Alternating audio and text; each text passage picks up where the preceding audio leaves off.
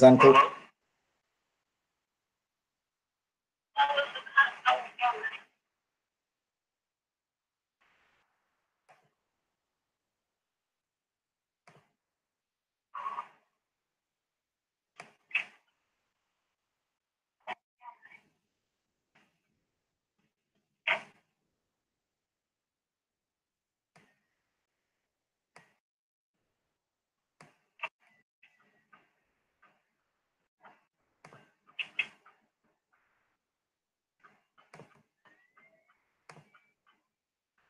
Okay, and here we go. Good morning, good afternoon, good evening. Welcome to BWTM Sports. We have an exclusive here.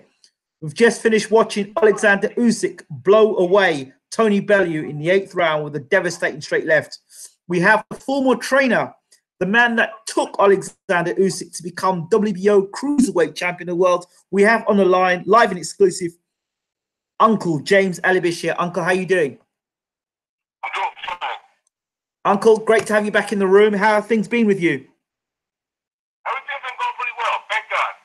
Thank God. Everything's going well. So, going into this fight, this was a fight, by the way, that when Usyk was champion, you wanted to see Usyk fight Bellew. I remember you saying... From the very beginning, I wanted to fight. I thought that Tony Bellew was a guy that we needed to beat to establish Alexander Usyk's superiority. So tonight, before they got in the ring, what were your thoughts about the fight? What sort of fight were you expecting Bellew to bring towards Usyk, a fighter you know very well? I expected the fight to play out just the way that it did. Aside from some of Bellew's antics, but I expected the fight to go to unanimous decision for Usyk or late stoppage by Usyk. And it played out pretty much the way I figured it would.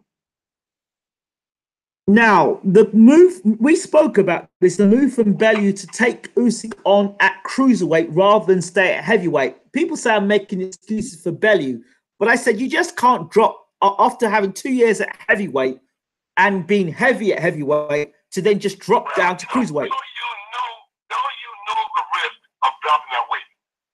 He had been at heavyweight for a little over 2 years. He knew the risk, but he was gullible in the fact that he wanted to be the undisputed cruiserweight champion of the world. So that was a risk that he took, and it didn't pan out. But there's always that I don't know many fighters that drop from heavyweight down to cruiserweight and are still successful at elite level. It's a dangerous thing to do. Your durability gets questioned because I don't know anybody that's done it. Yeah, exactly. Leon Spinks dropped to cruiserweight, and he was beaten up badly. He's not the only one. This Bird dropped from heavyweight down to light heavyweight. They got beaten up badly. So I don't know nobody that has gone back and was successful. Roy Jones did the same thing as well. Moved from heavyweight back down to light heavyweight, got KO'd. Never was the same fighter since. Yeah. Everybody that tried it has met the same fate. Bird got knocked out. Bellew got knocked out. Roy Jones got knocked out. So going back is not a good idea. Once you've been up there, I would have told Usyk, come on up and, fight me at heavyweight where I'm used to fighting at. That's what I said as well. It would have been a better... I mean, the same shot that Bellew got caught with is because I think he was exhausted. I don't think those same things would happen with him at heavyweight. Your thoughts? I think Usyk is a strong guy that punches on anyway. He doesn't get enough credit for his punching power. There are a lot of people... He does not get enough credit for his punching power. There are a lot of people around the world up to the point of the Usyk knockout were saying Usyk wasn't that great. Now, do you think Usyk was taking his time, or was Tony Bellew actually doing a marvelous job against him? Well, I think that Usyk was a bit apprehensive in the beginning, because he wanted to impress. He was in Great Britain, so he wanted to impress. Now, you've known Usyk for a number of years. You've trained him. Is that the way you expected him to go about taking out Tony Bellew, or did he fight a little differently since you've been training him?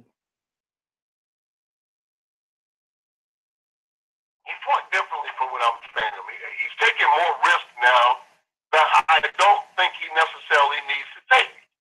He's taking a risk. He's gambling. He's getting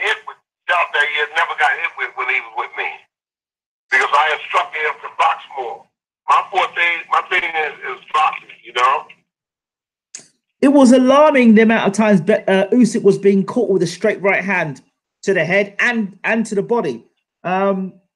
Is that something you'll need to watch out for in the head? It was a looping right hand to the body. Yes, and the right hand upstairs. Yes. Should he really be getting caught with those punches over and over again for a fighter of his elite quality?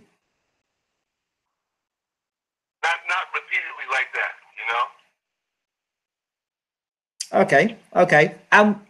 Bellew, to me, looked like he was up on the scorecard. He was winning the majority of the fight. I couldn't give too many rounds to Usyk because Bellew was landing the harder, cleaner, more accurate shots. I think that the fight was a 4-7. I mean, 4-7, and then 4-7, and in the 8th round, it was pretty even. It was going to the 8th round. I had it pretty even. I might have had Bellew up around, but I could see by the deep breaths that Bellew was taking that he was tiring. Yeah, I mentioned to people in commentary in round 7. I looked into Bellew's eyes, and he looked out of the ring, and he shook his head.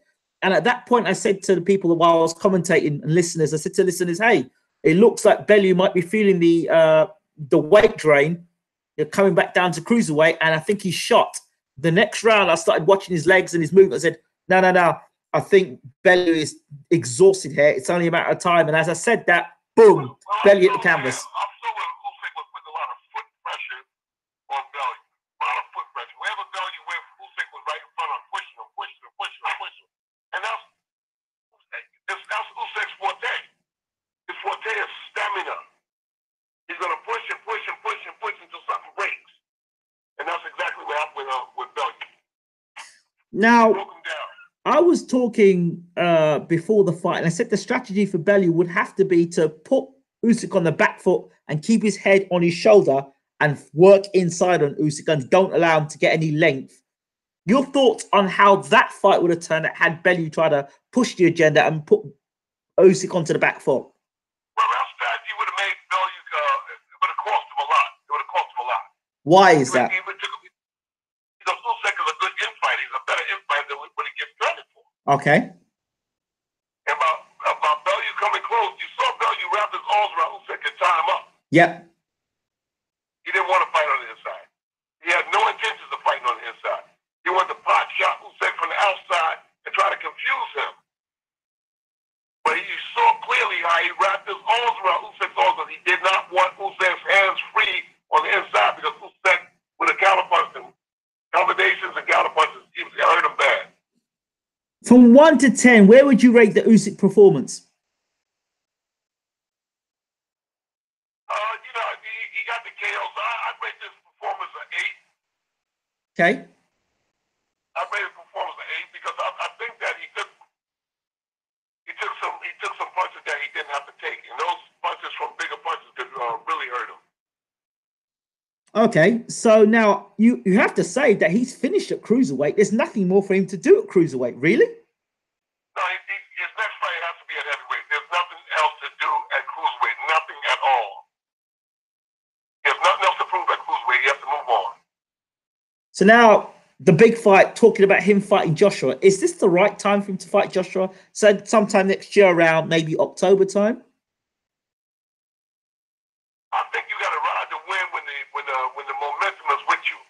And right now, Usyk is on an all-time high. I think the fight now would be for him and Anthony Joshua to mix it up right now. Right now. They're both young guys. I think that it'll be a heated contest. I think Usyk is at a good place now where he can fight Joshua. Let's talk. I would put him. Go ahead. I wouldn't have him hanging around. Joe Joyce is calling people out. Joe Joyce should call out Usyk. Let's talk about the heavyweight. Let's talk about the heavyweight division for a second while you talk about Joe Joyce. Usyk now will say he is in the heavyweight division. First, before that happens, we've got to talk about Wilder versus Tyson Fury. How do you see that fight going? Have you seen anything in Fury that would change your mind to think he can beat Wilder? I think that the weight loss that Tyson did, that's going to play against him. I think the fight is premature for meaningless fights on the comeback trail. I think the 3 years that he's been at, all that is going to come together at the time of the fight with Wilder. Wilder machinery is better oiled than Tyson Fury. I don't think Tyson Fury is going to do anything with Wilder. I think Wilder is going to be the better conditioned fighter in that fight. So how do you see the fight going? I see Wilder late, 10, 11 round KO. People are saying that. If I were training Wilder, I would tell him to push Fury. Push him like he's never been pushed before. Because everybody always alludes to the fact that Tyson Fury is a very quick fighter to be so big. And my answer to that is that he's quick because nobody has ever jumped on his ass the way Joe Frazier jumped on Muhammad Ali. You understand? Mm-hmm. Joe Frazier put pressure on Muhammad Ali and he reduced Ali to slugging. If you watch the first fight, you can see Muhammad, after the 8th round, was in a slugfest because he was exhausted. So I say about Fury is that nobody has ever pushed him to the brink. I would have Deontay Wilder get in Tyson's face and stay in his face like a dentist. Stay right there and make him work. And then we'll see how quick he is. But he was quick like that with Vladimir Klitschko, but Vladimir Klitschko didn't do nothing. He didn't apply the pressure. I mentioned that Vladimir Klitschko, after about 6 or 7 rounds, all Klitschko was interested in doing was holding. He didn't want to engage with Fury. If Fury was doing nothing but tiptoeing around the ring, running around the ring, and his cousin Huey did the same thing in the Kubrat Pulev fight. Talk to me about that. Talk to me. It all amounts to nothing. So, what do you think of the Kubrat Pulev fight with Huey Fury? I thought it was a lousy fight. I thought it was a terrible fight. Why? The fight wasn't good. It was an ugly fight. It was an ugly fight for a boxing purist like myself. The fight was ugly. It was nothing. I see Kubrat Pulev. To me, Kubrat Pulev has declined since he fought Vladimir Klitschko. Okay. I'm not enthusiastic about Kubrat Pulev the way I was 2 years ago. I was high on him after the Vladimir Klitschko fight, but ever since then, it's like he's on a steady decline. The Fury fight was an ugly fight for me. I didn't like it. Do you think Huey Fury can come again? Do you think he can go on to be a world champion, or do you think he's hit his ceiling? I don't see Huey Fury being a world champion. I'm just being honest, you know. I don't see Huey Fury being a world champion. Not in the mode that he's been fighting the Parker fight and the Kubrat Pulev fight. No, I don't see it. Do you think it's a mental thing or a technical thing? I think a guy like Dominic Brazil wipes the floor of Huey Fury. Wow. And the guy that Igano, the one that fought Brazil, I see him knocking Fury out. Wow. Okay. Do you think there's anything Peter Fury can do for Huey, or do you think that's it with those two? I mean, he's still young. He's 24 years old, Huey Fury. He's had 2 high-profile fights. All right? Mm-hmm. Kubrat Pulev, Joseph Parker. What did he do? But he's still young. He's 24, though. He did not roll the dice. That's not good. Yeah, he's young and he has a chance to come back, but I'm telling you, I doubt it. Okay. David Price rises again. He's got another fight coming up on the bill of Chisora White. Who's he fighting? I don't know. He's fighting somebody on that bill. I think he's gone into journeyman mode now. That's what he looks like to me, which is a shame. See, the punch factor is with Price. Price can always come up and get a win if he makes contact with somebody. He can knock people out. Mm-hmm. He's a puncher.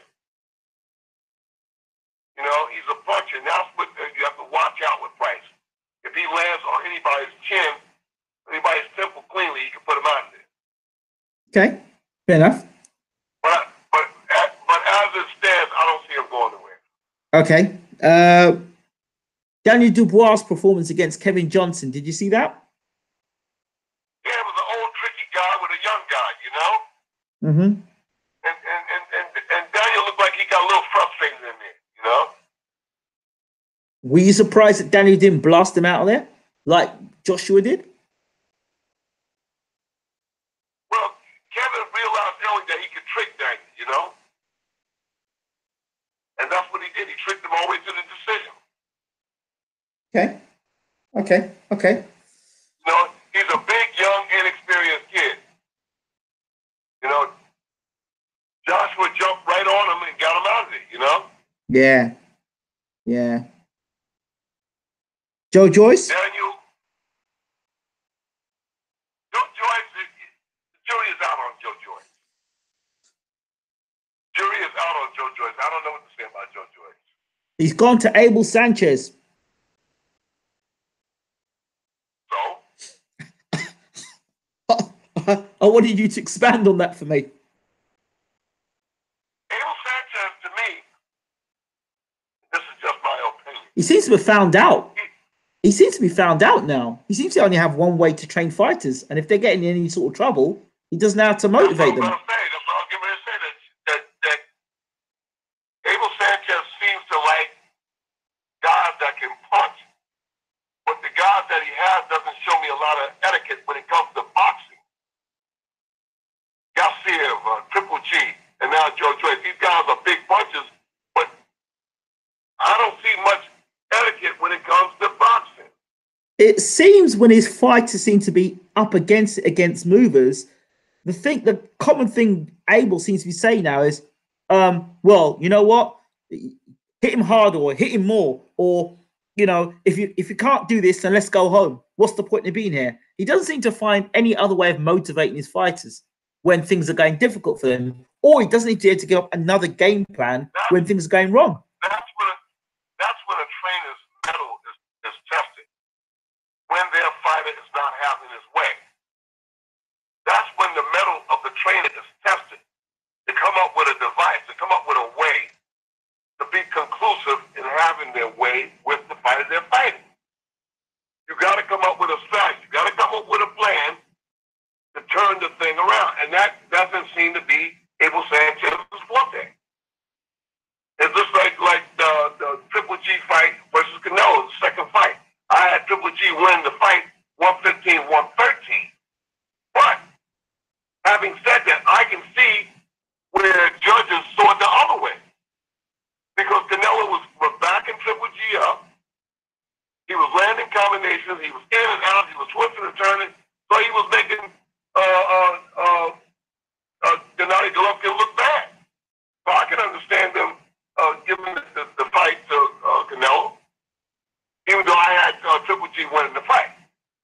Okay. In short, you can't go to a fight thinking you're going to blast everybody out. This is the Florida boxing.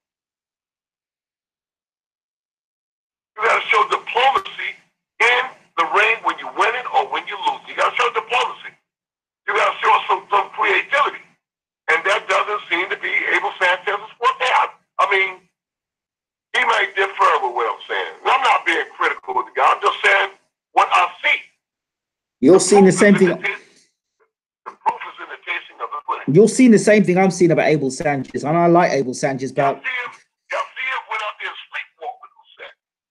Yep. He was sleepwalking with Usyk. He didn't do anything to enhance his credibility as a fighter, as a boxer, as a top-level boxer. What I'm confused about, I don't understand, Uncle, and maybe you can give me insight on this. It seems that these trainers and these fighters come to the table with one game plan. One game plan. And if that game plan ain't working, it's time to pack up your bags and go home. I don't get it. What happened to having a plan B, C, D, and E? Okay, I'm not winning this fight after front foot. Let me go on to back foot. That's why I teach the sport of boxing. I teach the art of boxing.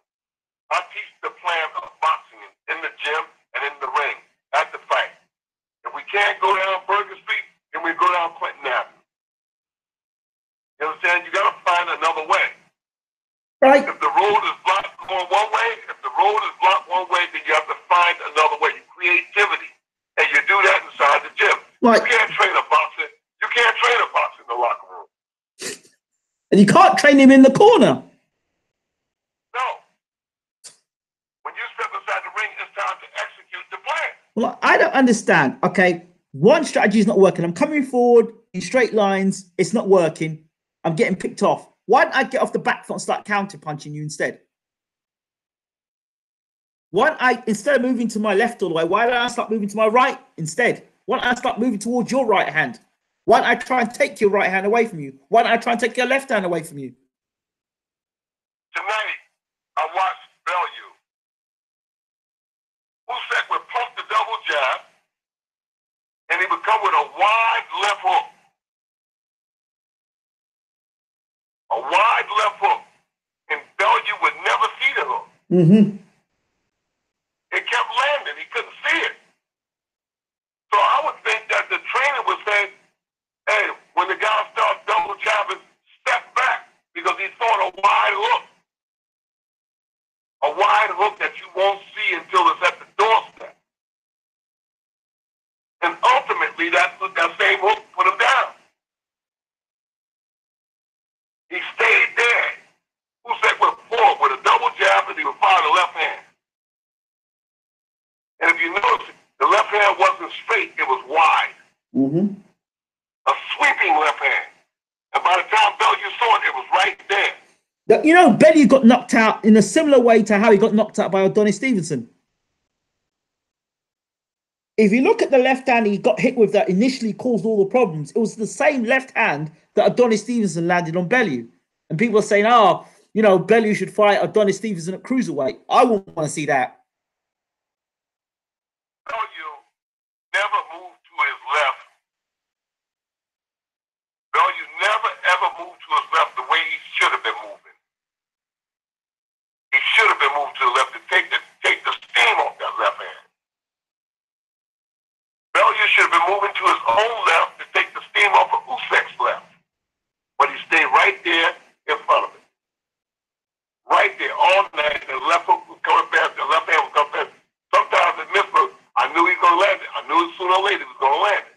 I kept saying to everybody, I said, it's only a matter of time. I said, Usyk, I said at the beginning of the fight, Bellew's lost that weight. He's come down to cruiserweight. We're going to have to see how he takes that left hand and what his resistance is like coming down from heavyweight to cruiserweight. That's the key for this fight. I saw Bellew blowing as early as the fifth round. I saw him get buckled in about the second or third round by a left hand. I thought, uh-oh. Yeah. I thought, uh-oh. I thought Usyk was, his legs buckled. I thought, uh-oh. Usyk just taking his time. And a boxer knows when a fighter's got, how much fight a fighter's got left in him. Because the punches, the snap starts coming from off the punches. The punch don't have the same sort of effect. So the fighter's going, I'm catching that. Oh. I don't know the guy that was in Usyk's corner. I don't know. I didn't know. Did you know? I didn't know him. I don't know him. I've never seen the guy before. Maybe some friend from the Ukraine. I didn't know who the guy was, you know. Well, I understand he had a bust up with the guy that was working with you, Uncle, and he sacked him. Yeah, I know. He did. Sergey. Yeah, and that was his best mate, I understand. Back to my youth. Back to my youth. Yes. So. Yeah, well, he has some kind of falling out. But I know one thing. He can't go into the heavyweight division, playing those kind of games he's playing tonight. That was a dangerous game he's playing tonight because Tony Bellew was there to fight. Tony Bellew was executing his plan pretty well until I think fatigue set in. Yes.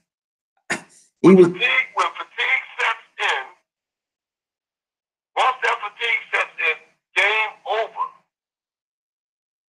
It's the rare individual that can fight in a state of fatigue. Yeah, but that state of fatigue was not that caused by the dramatic weight loss.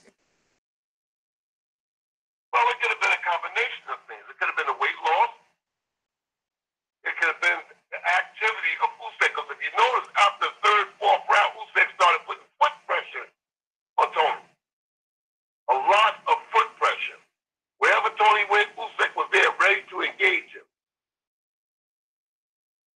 to engage him. Yeah. And I'm going on record right now telling you that Usyk is going to beat AJ. He's going to beat him. He's going to beat AJ. Yeah, he's going to beat him. Why? Because AJ and Wilder and those guys are going to be slower. I said this. I said it to everybody so far. He's going to see all their punches coming, and he's going to have the footwork to maneuver himself out of the way. Said it. Watch, just study Alexander Usyk. He's most vulnerable between 1 and 5. After that, it's the Usyk show. It's the Usyk show. I saw it with Joseph Parker, with AJ fought Joseph Parker. I saw what Joseph Parker was able to do with AJ. I said, Usyk gonna have it easier. I'd like to see Usyk fight Joseph Parker. I'd like to see Usyk fight Joseph Parker, Joe Jordan. I'd like to see that fight. Before he goes to AJ, I'd like to see him take either one of those guys. I'm telling you, because Usyk holds the key. He's the better boxer in the division. There's not a heavyweight out there that can box like that. I'm telling them that a lot of people are saying, AJ's going to blow Usyk away. No chance. Absolutely no chance. The footwork, he's going to make AJ miss and he's going to make him pay. The footwork's too good. Too good. And the speed. Oh. And Usyk is always into what he's doing. He's into it. He's like a child with a new toy in that ring. He's phenomenal. He's a great fighter, man. He's a great fighter. Tony Bell, you hit the nail on the head. This guy's a great fighter. I've said it already. You need to be able to call fighters. Don't wait until their greatness to call them great. You need to call them great beforehand. And I'm calling Usyk great. He's a great fighter. There's very good fighters. Usyk's a great. He's an exceptional fighter. How does he do against Wilder? Because Wilder to me would be, in terms of speed, athleticism, would probably be Usyk's most dangerous fight, just because of the lightness that Wilder would bring to ring and that one punch power.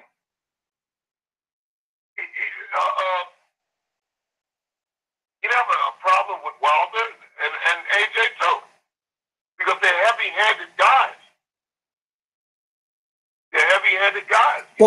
But Wilder's athletic, though. That's the difference between AJ and Wilder. He's got that athletic basketball sort of in lean muscle, whereas AJ is very bulky. So that would slow AJ down. I would see Wilder being more of a danger to Usyk. Wilder's a danger for anybody, but I saw something in the Ortiz fight. That Usyk, I said that, in fact, I said Usyk should get out of the World Series boxing and go right after Wilder now. You know? But I can also see Wilder being available for Usyk to land punches on him too. Somebody's mentioned it. Outside the ring, it looks like, that Usyk is available to be hit. But being inside the ring is a totally different look. Absolutely. It's a totally different picture. I've got here Goruka, and he's saying basically that he believes that if the fight was at heavyweight, Bellew would have won that fight on points, possibly. If the fight was at heavyweight, he just took a little more, but he would have got beat. What makes you believe that? What makes you believe that? Because I mean, Usyk wasn't doing anything great until that left hand landed. To be fair, Bellew was doing well. Like I said, Usyk takes a while to warm up, but once he warms up, watch out. Yeah, I was saying that as well. I was trying to tell people that in the commentary as well.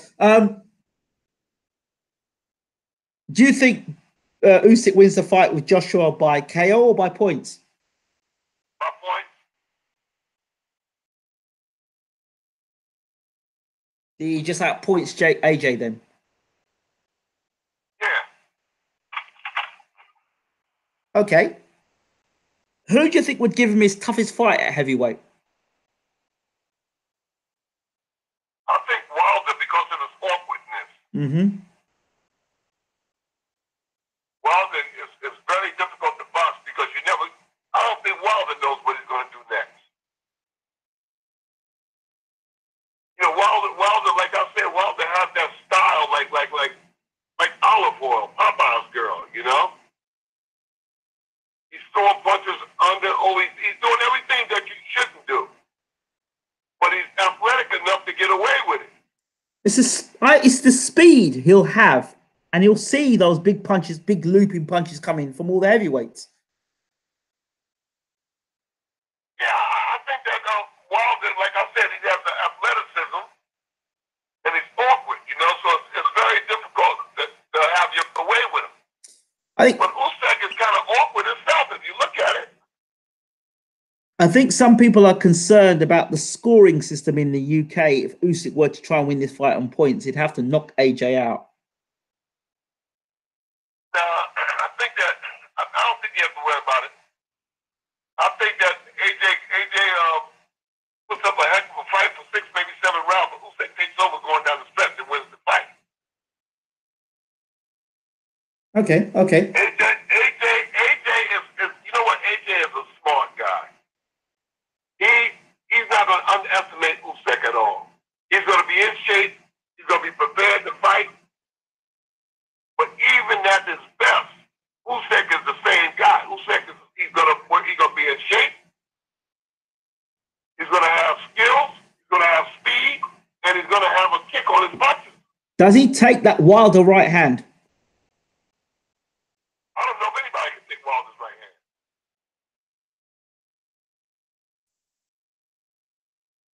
Oh, I don't think anybody can take his right, but Usyk is not going to be available for that right hand. He's been available for Tony Bellew's right hand.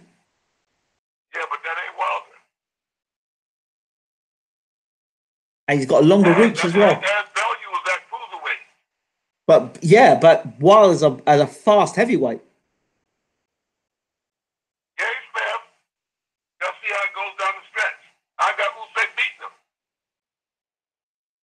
I got Usyk winning the heavyweight championship of the world. I'm telling you. You've said it already. I know you said it. You said it before. He's gonna win the heavyweight championship. Why is the verdict out on Joe Joyce, in your opinion? A lot of British people, British UK fans, seem to love Joe Joyce. Why is the verdict out on Joe Joyce, in your opinion?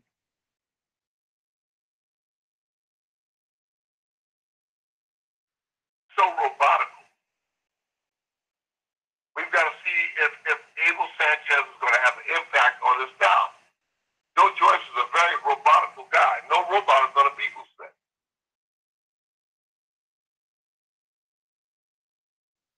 Can he become world heavyweight? No robot is going to beat Usyk. Can he become world heavyweight champion?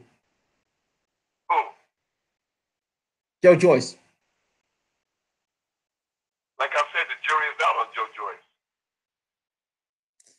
The jury is out on Joe Joyce. I just don't. I don't see it. I just don't see it. But I don't want to be too critical of him because he hasn't done that much at heavyweight yet. Okay. So the jury is out on him. Right now, I don't see it. It's a lot of stiff competition. Ronnie Shields is training a big guy. You go to those fights. Yeah. Dominic Brazil. Those guys. You can't dismiss those guys. What about big? Dominic Brazil is a very deliberate fighter. He's got that kill or be killed attitude. He comes forward and he can punch. Okay. What about Big Baby Miller? I think Miller is just a big guy. I don't think he's a great big puncher. I think he's just a big guy with a lot of weight that can hurt you. But it's the powerful power. He's not a big puncher. Okay, so where did you? I think that Big Baby Miller has gotten comfortable walking around 315, 310. Yeah. And he's not going to go to the gate like that. I'm telling you. How does the fight between him and Anthony Joshua or Dillian White go? Anthony Joshua,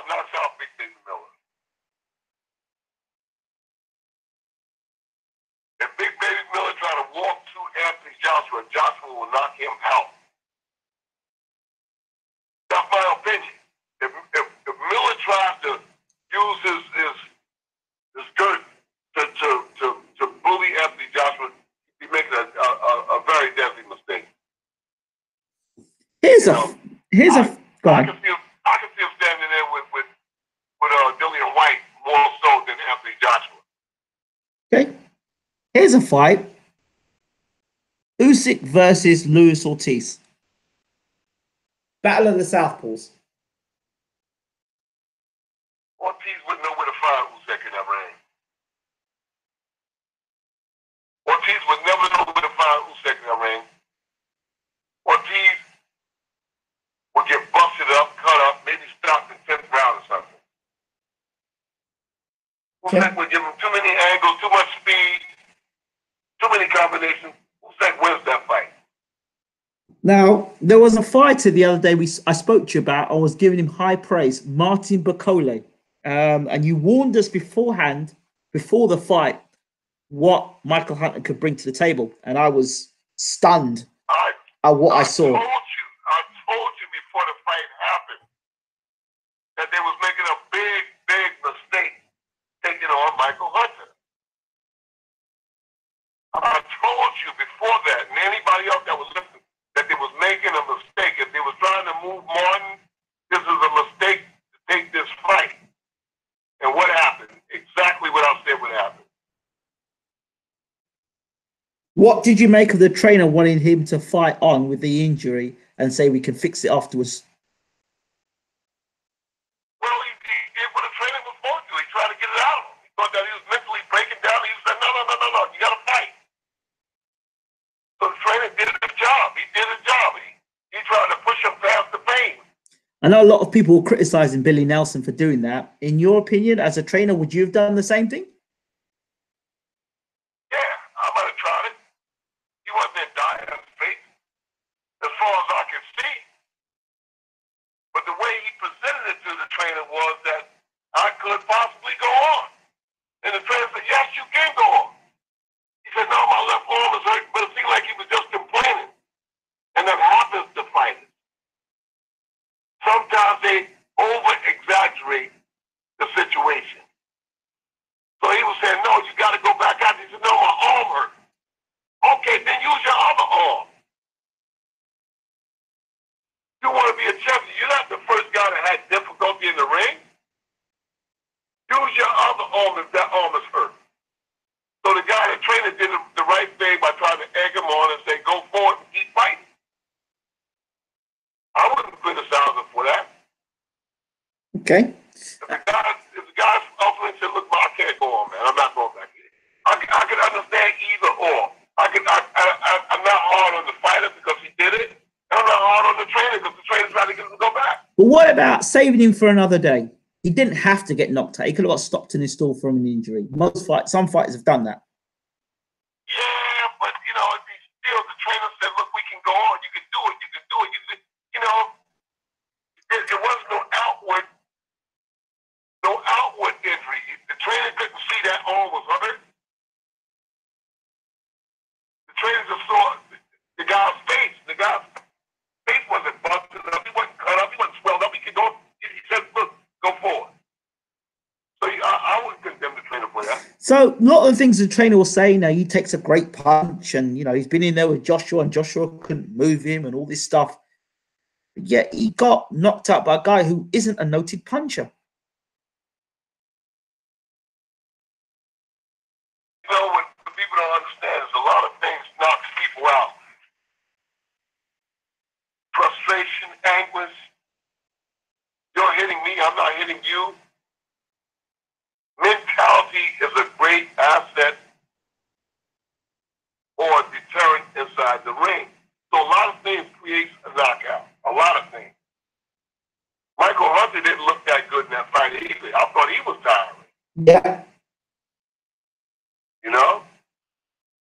I thought Michael Hunter was tiring. I thought he was working on his last breath. So the trainer was probably right there. If you push on, you could probably win this fight. There are a couple of people making comments in the room. One person says, Tyron Smith says, Wilder shades of Ronaldo Snipes, Project Ghetto right hand, that looping right hand. You're right. You're right. You know, he does look like a Ronaldo Snipes. With just a lethal, just as lethal right hand as Snipes had. You know so something? He's right. You know something? I was watching that fight tonight with Alexander Usyk, and do you know the fight that crossed my mind, Uncle, as a entry to heavyweight boxing? Dave Allen versus Alexander Usyk. As dumb as that sounds, I can actually see that fight being made. You're not gonna make that fight. The fight for what? Well, it's his introduction to the heavyweight division, isn't it? Yeah, but that's not. Yeah, but you wouldn't have thought that Dave Allen would have been in the ring with Luis Ortiz, would you? But they made that fight. Eddie Hearn is always possible with Eddie Hearn. I don't see a Dave Allen fight Usyk. I wouldn't think that fight. I don't think Usyk management would think the fight. It's a lose-lose situation for Usyk. I hope that. I certainly hope. Yeah, well, I'll sell it as Dave Allen daring to be great. You know, they put him in impossible situations. You can see. I hope it doesn't happen. No, Dave would have to do something spectacular to get a fight like that. I don't see Usyk's brain trust putting him in with a guy like Dave Allen. No, it's just not worth it. You know, you can come up with a scenario where any number of heavyweights can be able to Usyk, but Usyk's not going to fight like that. I sound stupid, but you know something? Where there's money in Eddie Hearn, it's possible. You look, there's the possibility of Krolla fighting Lomachenko. I mean, that you all want to see. I wouldn't want to watch that fight. That's one fight we know for sure is not going 12 rounds. We will have to see Krolla go 12 rounds in a fight. Lomachenko will do a number on him. But you know what? That is possible. That fight's going to happen. Right. See? But we know already that there's a pointless fight, but he's given his fighter a world title shot. It could be, but again, it's not something that's in demand. You know, you're going to go for the meat and potatoes. You know, those fights are not in demand, and nobody's going to bend over backwards to make those fights. Nobody's going to bend over backwards to watch it. Listen, Brook versus, as Adam Scott makes quite a valid point, Brook versus Golovkin was a fight that you would never have thought would have been made, got made. Yeah, but I can understand how it was made. Brook had a good reputation. As a welterweight, not a middleweight. He'd done nothing at middleweight. He hadn't even done anything like middleweight. Yeah, but I can still see how the fight was made. Okay. So let's spin this now a bit while we're talking about hopping weights. Mikey Garcia, Errol Spence, your thoughts? I think Errol Spence is going to be too big, too strong, too violent for Mikey. Mikey's going to put up a good fight, going to give a good account of stuff, but in the end, Errol Spence is going to be too big, too strong, too violent. Why? Oh, why would Mikey Garcia want to fight Errol Spence unless he heard something that we haven't heard about Errol Spence? Well, sort of like what Aguayo did with Aaron Pryor. Aguayo was a smaller guy moving up, trying to fight with a big, strong guy. I think he had beat Billy Costello or something. And he thought he could try with Aaron Pryor. You see what the end result was. Just too strong, too powerful, too aggressive. And in the end, he wore Aguayo down twice. Knocked him out twice.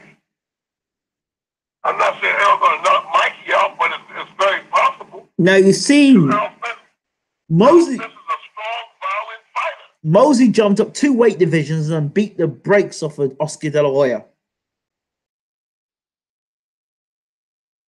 Yeah. A lot of people expected Oscar De La Hoya to knock out Mosey, the much smaller guy, on the night.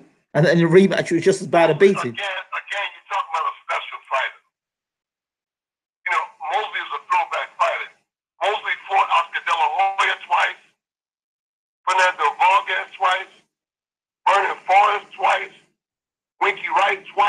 All of those fights were back-to-back fights. Who does that?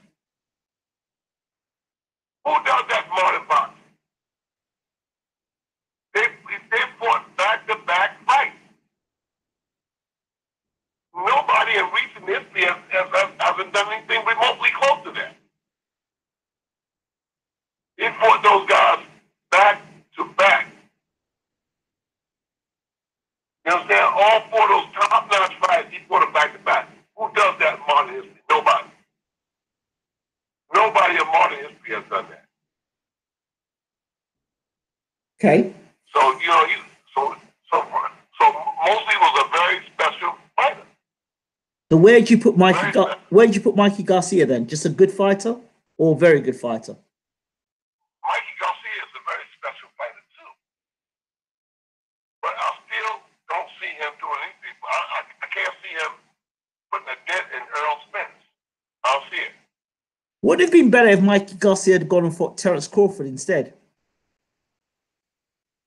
I think either one of those fights is over his head. Danny Garcia? You know? Danny Garcia, I think that he'd been better suited to fight Danny Garcia. Danny Garcia is a good fighter, but he's not Earl Spence. And he's not Terence Crawford. Sean Porter. Sean Porter was more accessible for Mikey. I think he would have been better off in that fight. Sean Porter was much more accessible. I can see him fighting Sean Porter as opposed to fighting those other two guys. Okay. I can see him fighting Sean Porter. Okay, let me spin off of this a second. Let's talk a little bit about Floyd Money Mayweather and Tokyo, Japan, the comeback fight. What are your thoughts on the Mayweather? Is he broke? I doubt it. I doubt he's broke. And I doubt if he takes that fight, Tokyo is Japan too. I doubt that. The fight got cancelled. He said it was meant to be for an exhibition behind closed doors. Why had the world's media that done? I think he didn't come to his senses. I think he come to his senses because that little guy looked like he could work. Yeah. Sugar Ray Robinson, Muhammad Ali, Ray Leonard, and a host of other guys did not adjust to being retired well because they want to stay relevant. They want the spotlight on them. Mayweather is no exception to the rule. Going to keep coming back until somebody's going to clip him. Somebody's going to clip him because he's getting old. He can't do what he did at 33, at 41, 42. He can't do that. He's going to keep coming back, and one of these young guys is going to clip him. Because that's a habit that a lot of these guys got over the years. They come back, they keep coming back, they keep fooling around, and they're going to get in trouble. Okay. Let's talk about your fighter, the two fighters, Ruan Visser and Vlad Tsarenko. Vlad Tsarenko is going to fight on December the 15th in Kiev, Ukraine. Okay. Ruan Visser just fought in Johannesburg, South Africa, Pretoria, South Africa, about 5-6 weeks ago. Okay, so everything's up. He's got the all clear then for his career. Ruan Visser needs work. I'm just keeping it real, you know. He needs work. And when I say he needs work becoming angry in the ring, becoming aggressive in the ring. In my opinion, he's too passive. He's got to get mean. Okay. He's got to get mean because this is a mean sport. And he doesn't show me that grit, that big down desire that he wants to beat him. He has to show me that before we can step forward to another level of boxing. Okay. I think he's 15-1 now with 15 KOs, but that's subpar opponents. I want to see him in with the big guns. In 2019, I want to put him in with the big guns, better fighters, you know. Okay. So he's got to step up. He's got to prove to me first that he's prepared to go up to the next level. And Vlad Tsarenko is ready. So what's the next fight for Vlad Tsarenko in your opinion?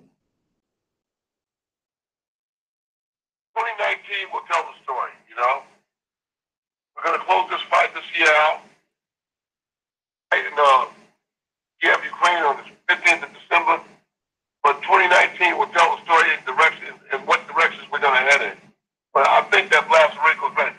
In fact, I had Bashir boxing Usyk in Usyk's training camp for this fight. And how was it? How you telling me about it? How did that go for you? It went pretty good. Usyk came to me after the spar was over and said that this was not the same guy that I boxed 2 years ago. So that was a good thing for him to say. You know, yes. He said that Vlad wasn't the same guy that he was 2 years ago. Got better. So okay. Yeah, that was a testimony to myself and Vlad, you know? One other thing that's happened, I think this might prick your ears up a bit. Now, Jessica McCaskill, she couldn't get any fights in her weight division. She stepped up her weight, fought the #1 fighter in her division, became WBC champion. Now, there was talk, there's little murmurs about Jessica McCaskill fighting Cecilia Brækhus. That fight was murmured to be happening. Cecilia Brækhus does not want to fight Ivana Hutchinson. We're going to talk about, just mention that. Cecilia Brækhus beat Ivana Hutchinson nearly 4 years ago. Yep. For the IBF welterweight championship. All right? So I went to Vladimir Klitschko, and I asked Vladimir Klitschko to talk with Tom Loeffler to see if we can make this fight between Cecilia Brækhus and Ivana Hutchinson again. Vladimir called me back and said, listen, I'll talk to Tom, and it rests with him now. Now they're going to fight on December the 8th, you know, and they're fighting somebody else. So Cecilia has gone out of her way not to fight Ivana Hutchinson. She's going out of her way. She's calling all the top fighters out. She's saying she'll move down in weight, but she's not fighting anybody of credible note at the moment. She called that Katie Taylor. I would think the fight would be between Hutchinson and Brækhus. Everybody wants to see that fight. But she's avoiding, Cecilia is avoiding Ivana. She's avoiding, there's no doubt about it now. I've tried everything to make the fight. There's no doubt about it that she's avoiding her. I mean, career-wise, she doesn't want to fight. I mean, she's concerned about losing to Hutchinson. In my opinion, that's what it is. You know, I don't want to say that she's afraid. That's not for me to say because I'm not the fighter. She's a fighter. But for some reason or another, and I would think that she's afraid of losing to Hutchinson, that's why she has a fought her.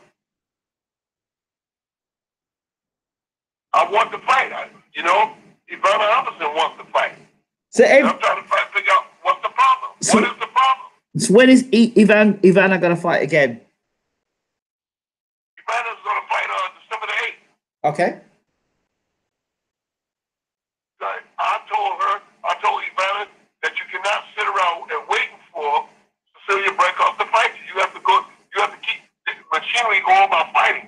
Jessica McCaskill did the great thing. Her and her trainer, Rick Ramos, they couldn't get any fights at their weight category. They moved up and fought the best fighter in the division and are now WBC champion. So it seems that that's the way. If you can't get the fight in your weight division, go somewhere else. And that's what Ivana did as well. She moved up to middleweight, didn't she? Yeah, Ivana moved up. If she's a middleweight, I'll be able to champion.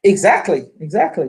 But she didn't have a desire to move up. She had to move up because she wasn't getting the right fight at welterweight.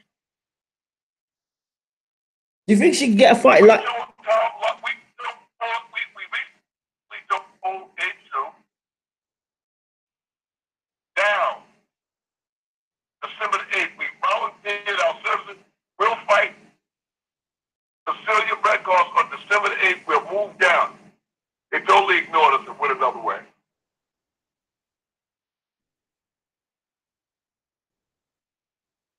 They totally ignored us. I think if Cecilia's looking to have a quiet retirement, you know, she's looking to retire. Maybe she's looking to retire soon. Right. I can understand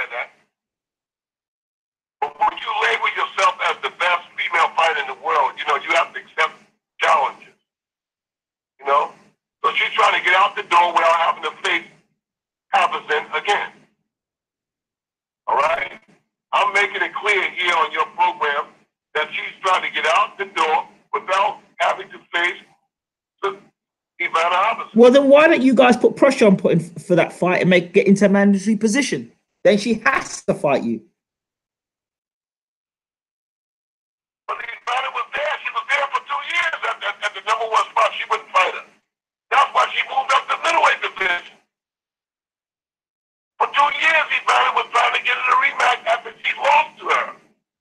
It felt like Cecilia blew Ivana out. I could see she knocked her out and beat her badly. No, she didn't beat her badly. In the listening audience, they can go to YouTube and see the fight. It felt like she blew Ivana out. She won the fight, but she didn't blow her out. She was at the number one spot for 2 years, couldn't get a fight. She moved up to middleweight, and now she's the IBO middleweight champion. Would you be interested in Would you be interested in unifying? Would you be interested in unifying at middleweight? Would you be interested in unifying the titles? I can't hear what you said. Would you be interested in unifying the titles? Yeah. Yeah, that's what great fighters do. They unify, they take the chances. Muhammad Ali did it, you know. I mean, to make boxing exciting, you take the challenges. You know, Ivana wants to fight. We're not going to worry about it. Recently, there was some mention of Ivana fighting Clarissa Shields. Yeah, well, what about that for a fight? I was about to mention that. Well, I thought we had the fight made, you know, for November 17th, even though it wasn't a lot of time for us to prepare for that fight. There wasn't a lot of time. We got the call about 5 weeks out. I said, okay, by the time we get Ivana gets to America, by the time we set up a training camp, it's just not enough time because Clarissa Shields can fight.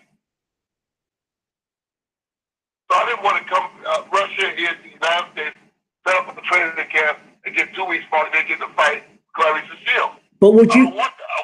I want to go into a fight against Clarissa Shields or Cecilia Breakup. I want to go in on a level playing field. I want to have time to train. You know, 5 to 6 weeks to train and come to the fight on a level playing field. So what are you guys doing now then, in terms of training? Because I do see lots of videos or pictures of yourself and Ivana training every day. That's what I seem to see. So what are you working on now? Well, we're going to get prepared for the fight we're going to have on December the 8th. Yeah. And the very next week, Bashir will fight on the 15th in Kiev, Ukraine. So we're all going to train in Croatia. You know, we're going to do all the sparring stuff in Croatia, and then right after Ivana fights, Vlad and I will fly into Ukraine to make his 11th fight. Okay. Okay. You know, I got a lot invested. I got a lot invested in Bashir. I got a lot of hope in him. I'm seeing. I've got there's a lot of emotion and work effort invested in Bashir. There's a young man I see you working with as well. Looks like a welterweight. Yeah, he's from Ukraine too. Talk to me about him. His name is Vladislav Baranov. He got a rough start in his career.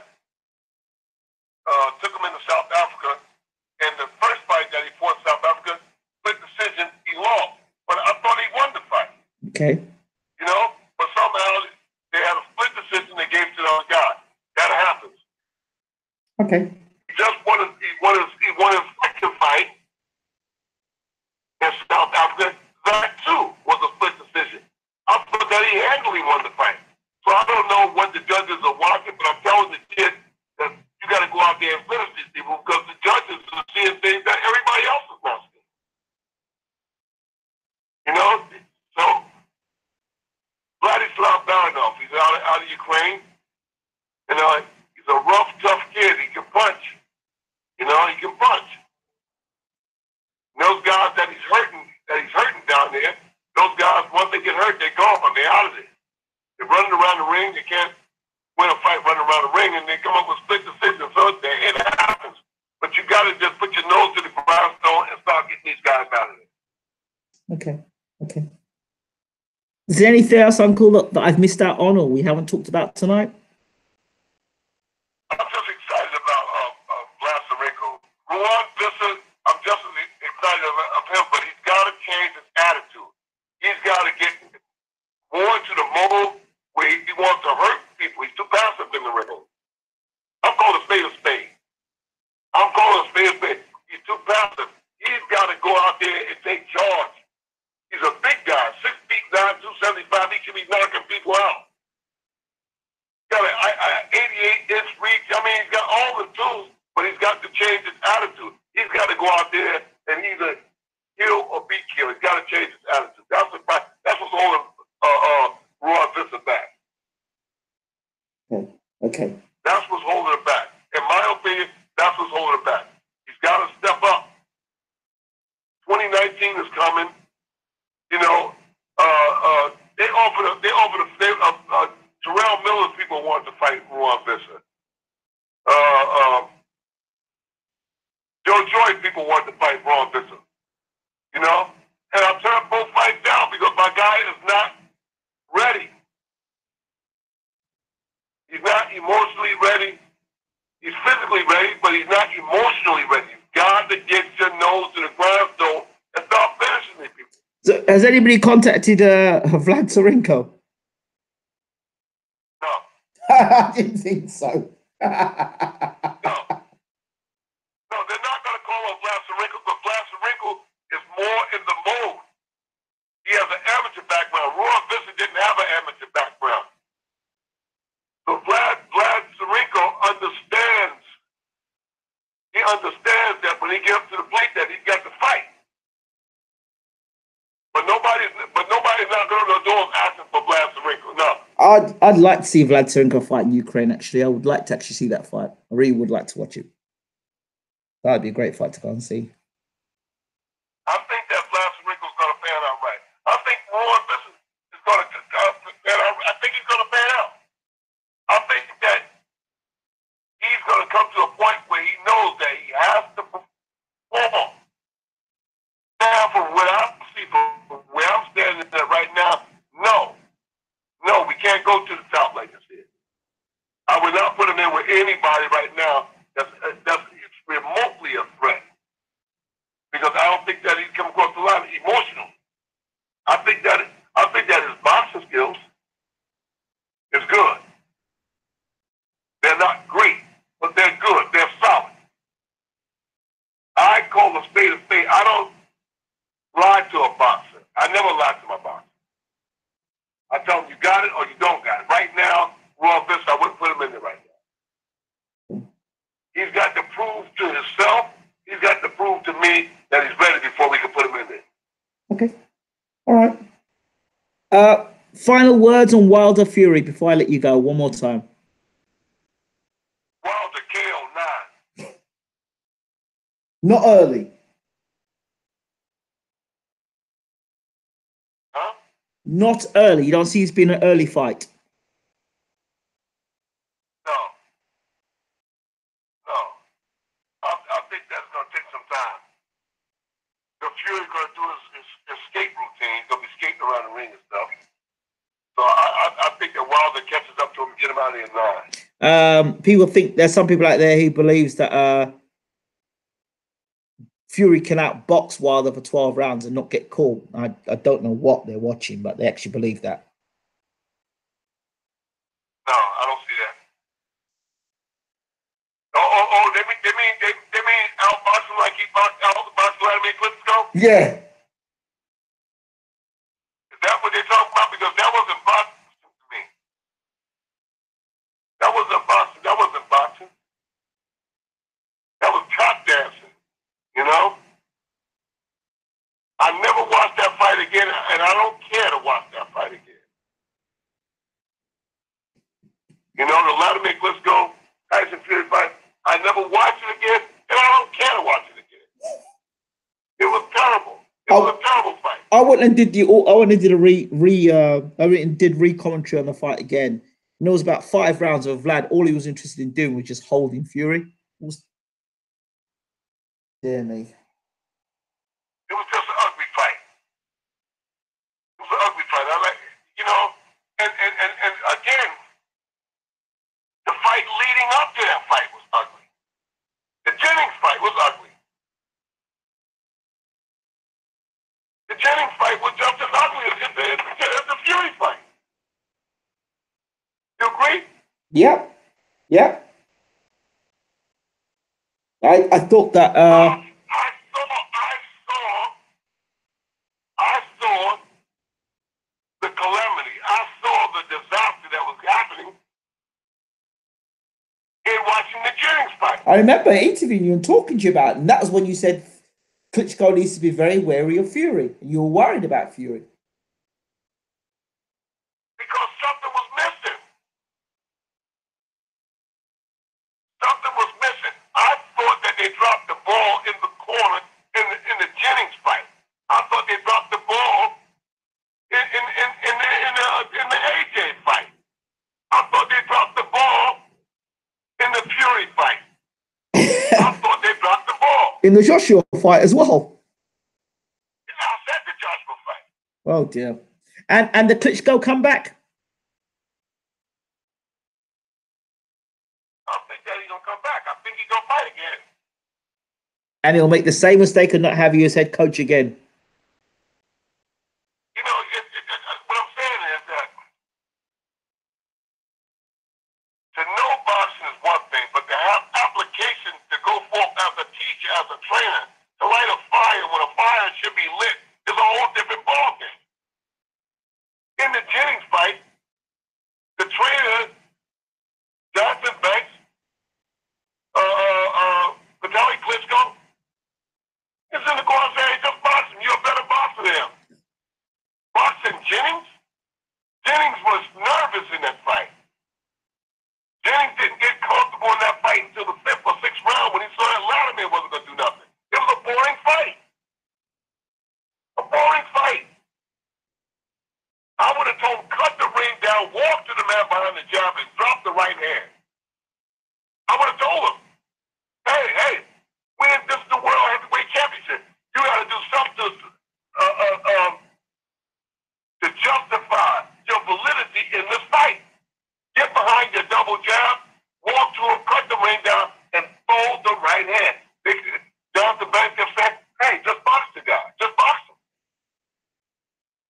Just box. So what would you have said?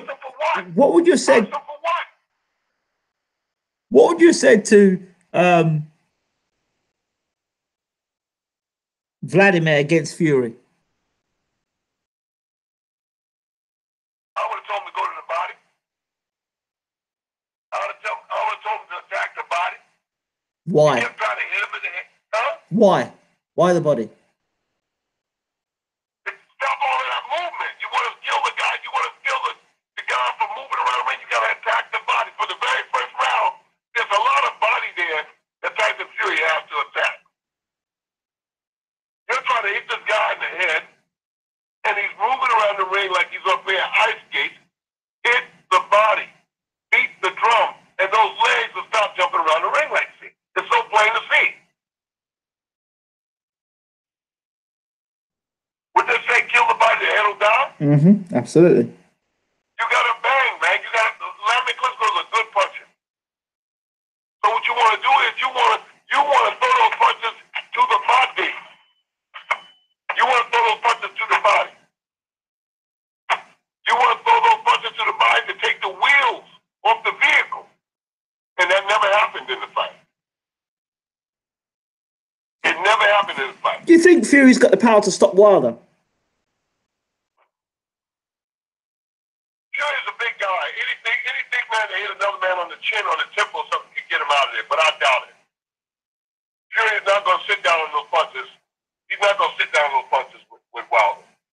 A guy's only going to fight the way he trains. You know? Fury boxes like he's a welterweight or something. He doesn't box like a dinosaur. He boxes like he's a welterweight, junior middleweight. you make what do you make of this new trainer Ben Davidson and him splitting with Peter Fury? Will that make a difference in camp? What did you say? The difference of Ben Davidson being in camp, a 25-year-old trainer, as opposed to having the experienced Peter Fury in the corner, the Tyson Fury. Does that help him in the fight against Wilder? In my opinion, and there are people who might have another opinion. But it's a similar thing with Jonathan Banks. Jonathan Banks had never trained nobody.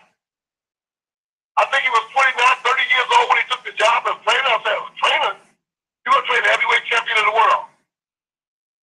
You may think you know at 30 years old, but I don't think you know.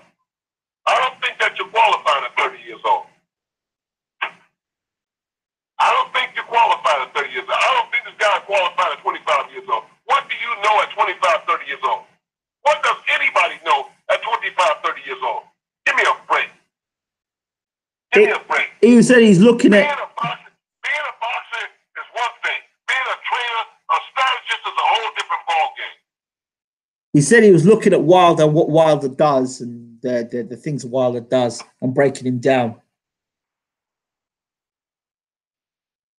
He was looking at things that Wilder does, and he's breaking them down. Yes.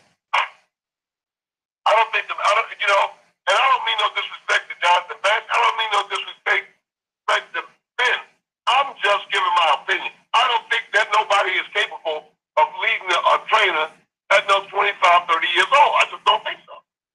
A heavyweight too? No. No. I don't think so. I don't think he's qualified. I don't think he's qualified. I think that most of the time, those guys, the fighters, want somebody that they can tell what to do. That's what I said. A yes man. All right? They want somebody that they can tell what to do. Vladimir is no exception. Number of times in the camp, I saw Vladimir telling Jonathan what he think was best or what he think. No. You got to get somebody in there that you respect as the leader.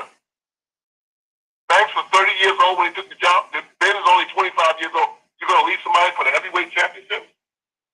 I know he's hoping that he gets lucky and gets the win so he can put a feather in his cap and say that he does. But even still, you're not prepared. It takes time.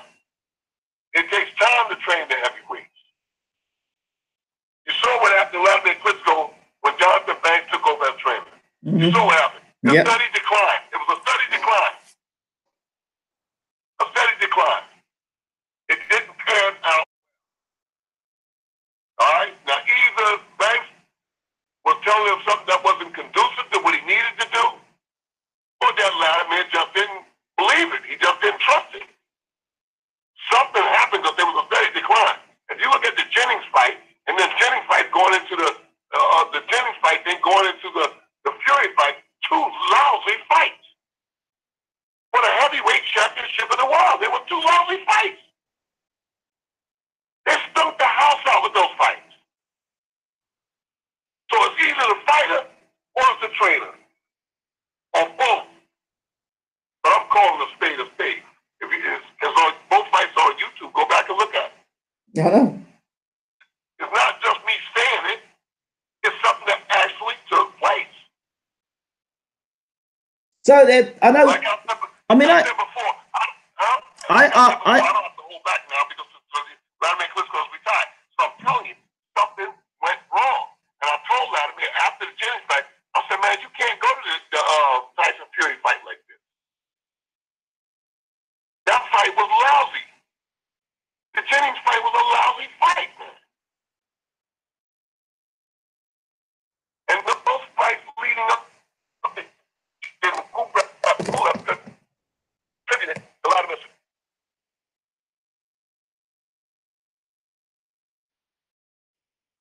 Oh, I think we may have lost Uncle Bashir. Yep, we've lost Uncle Bashir. Okay, we've lost Uncle Bashir, unfortunately. Yep, we've lost Uncle. Right, thank you all so much for listening to the show. Again, thank you once again to Uncle James Ali Bashir, as always. This has been BWTM Sports. Don't forget to check out Round for Round Boxing, the new video game coming out on PlayStation, Xbox One, and PlayStation 4.